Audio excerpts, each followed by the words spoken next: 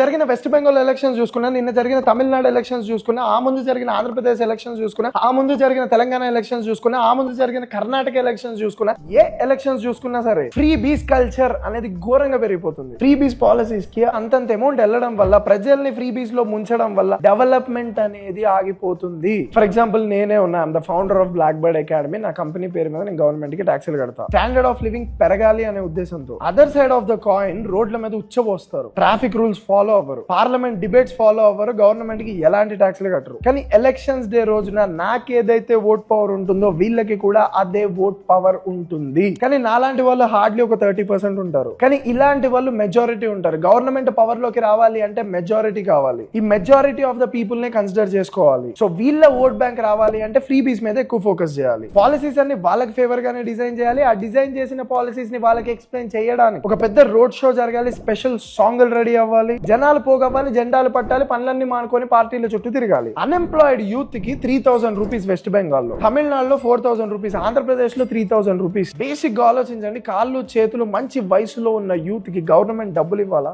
డబ్బులు ఇచ్చే బదులు జాబ్ ఆపర్చునిటీస్ ప్రొవైడ్ చేయొచ్చు కదా. ఒక 3000 రూపాయలు 4000 రూపాయలు సంపాదించుకోలేని పొజిషన్ లో యూత్ ఉన్నారు అంటే నేషన్ ఎట్ వెళ్తుంది. ఇలాంటి ఫ్రీబీస్ ఎన్నో ఉన్నాయి, అవసరం లేనివి, మనం ప్రజలకు అలవాటు చేస్తున్నవి. ఒక్కసారి ఆలోచించండి, రేపటి రోజున నువ్వు ఇవన్నీ దాటుకొని కష్టపడి టాప్ లోకి వెళ్ళి ట్యాక్సులు కట్టే రేంజ్ కి వెళ్ళినా నువ్వు కట్టే ట్యాక్స్ కి నీకు న్యాయం జరుగుతుందా లేదా అన్నది ఒక్కసారి ఆలోచించండి. మీ ఒపీనియన్ ని కామెంట్ చేయండి. అరే కామెంట్ అన్న చేయండి రా బాబు, డిస్కస్ అన్న చేయండి.